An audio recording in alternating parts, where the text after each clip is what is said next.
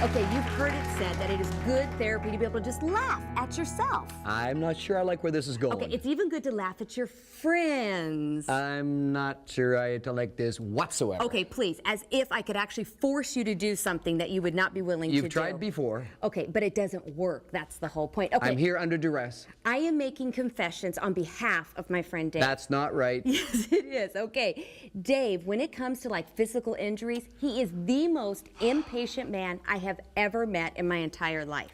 It happens. Oh, it happens. I was actually with him and Donalyn after they'd been water skiing one day. He practically ripped his entire hamstring off and was supposed to Hurt a bit. No weight bearing for over 2 weeks. Now, how long did you use your crutches? The first night? Well, you know, I used it in a couple hours, I bet. Okay. A couple hours, maybe 10 minutes, okay? Yeah. 2 weeks it was supposed to be. And why did you not do what you were supposed to do? I was going to be flying on a plane. I didn't want to be goofing down, you know, the aisle, clipping and falling. In other words, so it's more important to be prideful than actually let your leg heal. I'll just limp a little bit. It'll be fine. It'll be okay. Please. Yeah. And then you broke your wrist. And let's see, a cast, I think it's supposed to be about, what, 6 weeks? And how long did yours last? Well, it could have lasted a long time, but I had to take it off. You had to take it off, okay? And Well. when did you take this off? About 2.5 weeks in. 2.5 weeks, and your bones were already healed. Well, yeah, they felt good, and it was bothering me. I had to get back to activities, so I took it off. Yes, he thinks he's a doctor. He's got his own X-ray machine, and so everything was good. I'm not the only one a little stubborn, by the way. Someone had a little health issue who needed 2 weeks of bed rest. 2 weeks? How long did you stay in bed? I'm not even going to argue with you. I'm very How stubborn. long? I'm stubborn. How long?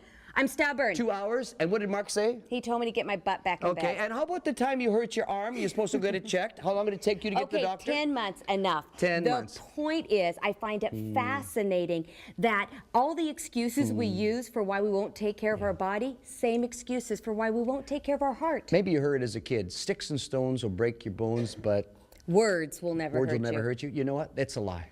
The truth is, emotional pain is far worse than physical pain. Yes. And we compensate in so many different ways, and we try to cover. Listen, stay with us, because we're going to talk about those soul wounds that actually hurt you worse than the physical things we talked about. It'll be good.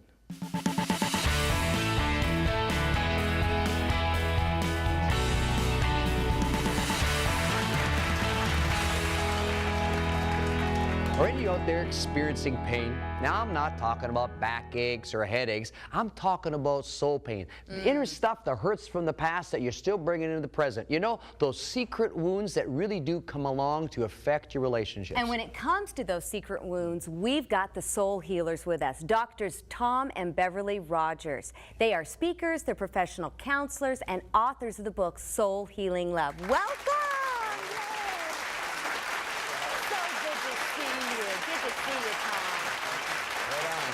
Wow, so great to have you here. All this soul healing talk that you guys do, it just really encourages us, because we know a lot of people in our counseling that run into all these problems. Now, let's get started with wounds. What are we talking about? What is a wound? Soul wound is basically a need, we say, from childhood that was not met. We say childhood because those are the developmental years, those are the formative years for the brain and all that. We're very vulnerable there. And we say that it's a need that was not met that impacts the soul, which is the sense of who I am and how I relate to my world. So it starts very early then? Yes, and the reason we say childhood is the brain's very formable then. Yeah. You'd be surprised how much stays with you from those early years that you don't think stay with you. Yeah, now people listening, they're thinking, well, you know, big traumatic events, but it doesn't have to be that. It could be more smaller things, just like neglect or things. Give me some ideas. Okay, neglect isn't small. Well, that's true. But, Neglect you know, is like some people huge. think like it's got to be, you know, physical abuse or sex abuse, but it could be dad just going, oh, for crying out loud, you can't. And if you hear that enough, that affects your soul. Exactly. In fact, that was my situation. Bev was raised in an environment that was much more volatile, and her mother was actively abusive and physically abusive and all that. Mine was much more subtle. My dad was just not very affirming. And I would do some things, and he wouldn't really have anything to say about it. I never heard him say that he was proud of me or that he loved me until I was 40 years old. Oh my goodness, Tom. Yeah, it's a very subtle thing, but it impacts the soul, I think, even deeper because it's so subtle you never really deal with it. Well, and if mom or dad don't affirm you, kids just end up, we call it interjecting or making up their own reality. I must not be lovable. I must not be someone you can care about. Instead of saying, gee, my mother's not very affirming, you turn that inward. Yeah, so it could be either like the constant dripping that affects you, slow coming, or it could be like a tidal wave comes and hits you like a major your vent, but both of those hurt you. Now, understand that these soul wounds in your book, as you talk about it, they actually really affect ongoing relationships, right? And you've heard it said, as you listen out there in the audience, you've heard it said, oh man, life's a drag. Well, I want to explain to you why life's a drag. Because soul wounds actually affect people. Now, we're going to illustrate, first of all, with you, Christy. With me? Okay. Yeah, okay. She loves this part.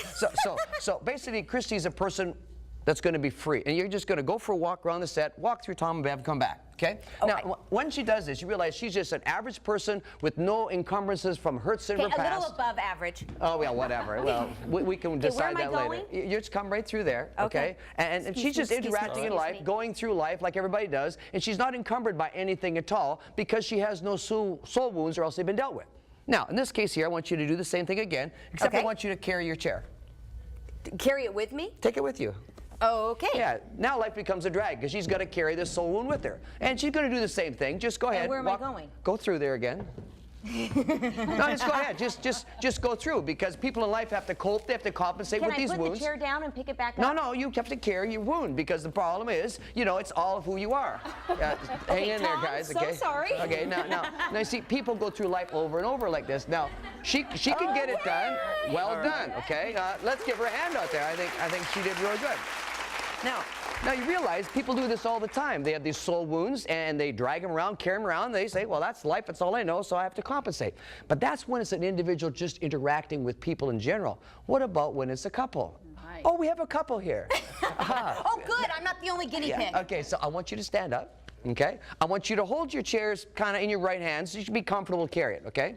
Now what happens when you meet someone in life? You say, oh, she's sweet, oh, I like him. And it starts off by just a handshake. Could you just shake each other's hands? No, come on, right hands. How are you going to do that? See, now you could, there, that's kind of a nice handshake. Beautiful. Okay, now as time goes on, you start to get to know each other better and you want to maybe go for a little walk together or something. And just hold hands like you can go for a walk, you know, towards your camera over there. Oh, that's nice. Looks really good. Okay, now of course the relationship progresses even more, and you kind of like him, and you bat your eyes a little more, and he says, oh, she's a honey, and so give each other a hug right now. Okay, this is good. Now notice, good. That's not very satisfying. That's good. Now go ahead, put your chairs down. Now you see what they did. They could still have relationships. They could still make it happen, but it was still complicated. They had to compensate for all these chairs. Now just before you sit down, just give each other a real hug. Oh, okay. Now much better. now see the soul wounds are gone, right? Okay, have a seat here. Now realize, all of us have issues that we bring into our relationships. Yes. And we can cope, we can compensate, we can cover up, but they actually affect us in the same way that the chairs did. Isn't that right?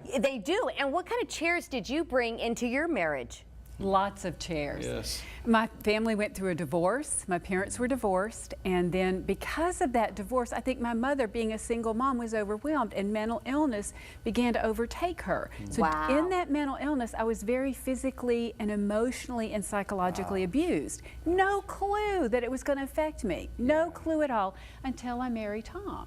And then those things come to the surface. Absolutely. Oh, very quickly, yeah. And it's very interesting. We actually were on a small college campus. We were the only two people that we knew that both of us came from divorced homes. Wow. But it's very interesting. Bev's folks divorced when she was 5 years old. Right. Mine divorced when I was 25. Okay. But sadly, many times divorce doesn't just happen like that. No. There was a period of about a decade that my mom and dad, struggled very much, and I was enmeshed in that struggle, and I was a perfectionist, I was a performer. I'm trying to be that's what you brought to the marriage, was that perfectionism. So I'm trying to and perform, that but never feeling good enough. Wow. It's interesting because it's really like cool these days to talk about what you do to stay in physical shape. Oh, I'm a runner, I lift weights, or I mountain bike. Wouldn't it be neat? In fact, I'm going to dare you. What if you started talking about how cool it was to get emotionally right? Like, have you actually dealt with your past? Let's start having those kinds of conversations.